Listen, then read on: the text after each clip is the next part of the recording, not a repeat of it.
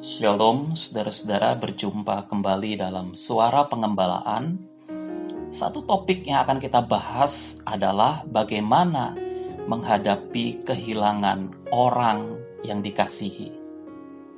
Saudara-saudara, salah satu pengalaman yang sangat berat untuk dihadapi oleh setiap manusia adalah ketika kita kehilangan orang yang kita kasihi. Orang yang kita kasihi bisa jadi adalah orang tua kita, atau istri kita, atau suami kita, atau anak-anak kita, atau siapapun yang memiliki hubungan yang dekat dengan kita.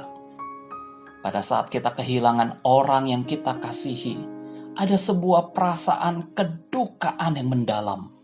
Sebagaimana dikatakan oleh seorang psikolog, Aryani Oktaviani, duka cita adalah respon normal yang terjadi secara alami sebagai akibat dari kehilangan orang terdekat.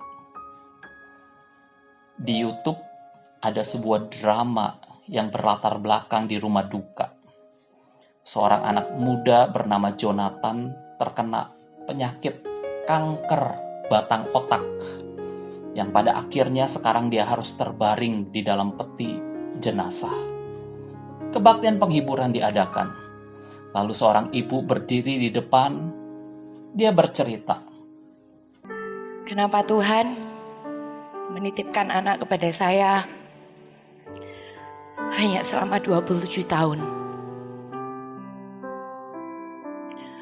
Pertanyaan itu yang ada terus di hati saya.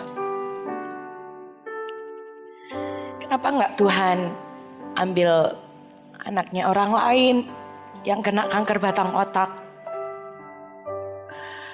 Anak yang narkoba mungkin? Atau anak yang sering buat susah sama orang tua?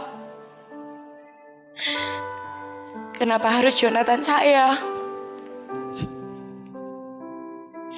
Sebagai orang tua hati saya hancur. Saya punya mimpi yang besar buat Jonathan. Dia akan menikah. Dia akan jadi orang sukses. Dia yang harus makamkan saya.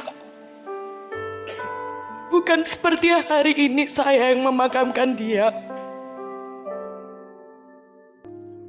saudara-saudara, sulit saat kita kehilangan orang yang kita kasihi. Ada perasaan sedih, marah, kecewa, bercampur dalam sebuah tangisan. Lalu bagaimana kita menghadapi kehilangan orang yang kita kasihi? Dalam Alkitab, Yohanes pasal yang ke-11 menceritakan kepada kita tentang kedukaan yang dialami oleh Marta dan Maria karena kehilangan saudara mereka Lazarus. Sebelumnya dikabarkan bahwa Lazarus sakit. Tetapi penyakit itu tidak bertambah baik, melainkan penyakit itu membawa Lazarus kepada kematian. Maka apa yang terjadi dengan Marta dan Maria yang kehilangan saudara mereka, Lazarus? Yohanes 11 ayat 33 mencatat, Maria menangis. Marta dan Maria berduka cita.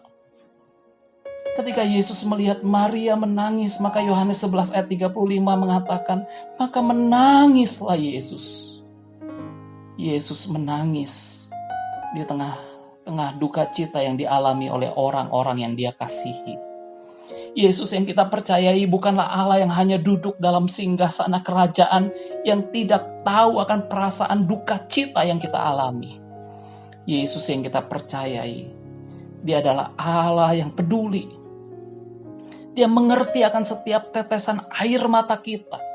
Dia mengerti akan setiap duka cita di dalam hati kita.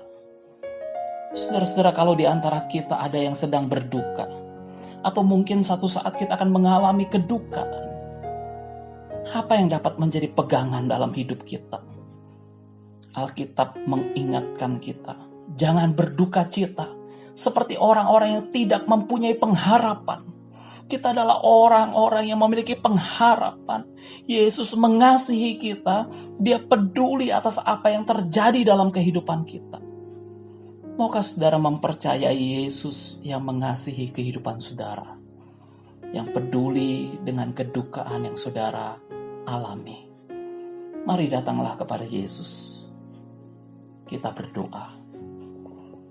Tuhan Yesus, terima kasih karena hanya Engkau satu-satunya pribadi yang mengerti, yang tahu apa yang kami rasakan, kedukaan-kedukaan yang kami alami. Hanya Engkaulah Tuhan Yesus yang dapat menghibur hati kami, yang dapat meneguhkan iman kami, yang dapat memberikan kekuatan bagi kami. Biarlah saat ini kami menaruh duka cita kami, perasaan kami yang kehilangan, kami letakkan di bawah kaki salib-Mu. Dan biarlah penghiburan, kekuatan, kasih Allah kami terima pada saat ini. Kami berdoa dalam nama Tuhan Yesus Kristus. Amin.